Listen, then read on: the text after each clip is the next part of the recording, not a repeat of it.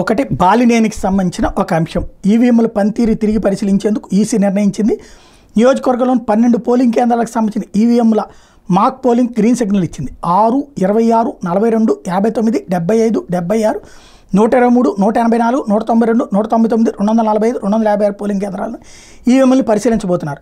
Mock polling నిర్వహణ కోసం బాలినేని 5,66,400 రూపాయలు ఫీజు కూడా చెల్లించారు. ఎన్నికల సంఘం అధికారులు ఫిర్యాదుని వెనక్కి తీసుకుని డబ్బులు ఇస్తామన్నారు. ఇవన్నీ నేను రాసుకొచ్చారు.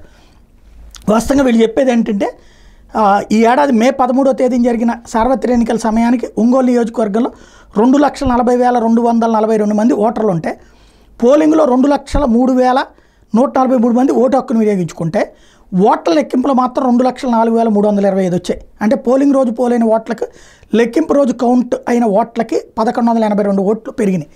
ఇక్కడే తేడా ఏంటంటే పోలింగ్ రోజున సాయంత్రం వరకు అంకే చెప్పారు. ఆ 2 రోజుల తర్వాత ఫైనల్ అంకె చెప్పారు. ఆ రోజు అంకె ఇది అవునా కాదా అని చెప్పాలి. ఇంకోటి మెజార్టీ పరంగా చూస్తే 30,000 40,000 వచ్చినట్టు. ఆ లెక్కను చూస్తే ఈ 1,182 పెద్ద లెక్కలోకి కాదు. బేసిక్గా వైఎస్ఆర్ కాంగ్రెస్ పార్టీ వాళ్ళు ఇక్కడ చెప్పేది ఇది మాక్ పోలింగ్ అని నాకు అర్థం కాలేదు. ఏమన్నా మళ్ళీ కొత్తగా పోలింగ్ చేస్తారా, లేకపోతే ఇప్పుడు వాస్తవంగా జరగాల్సింది ఏంటి, అక్కడ వీవీప్యాట్లు ఉన్నాయి, అవి లెక్కేయడం.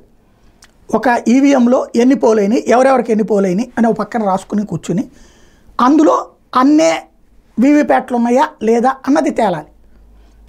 అది కరెక్ట్. కానీ అసలు ఏం చేస్తున్నారండి స్పష్టత రావాల్సి.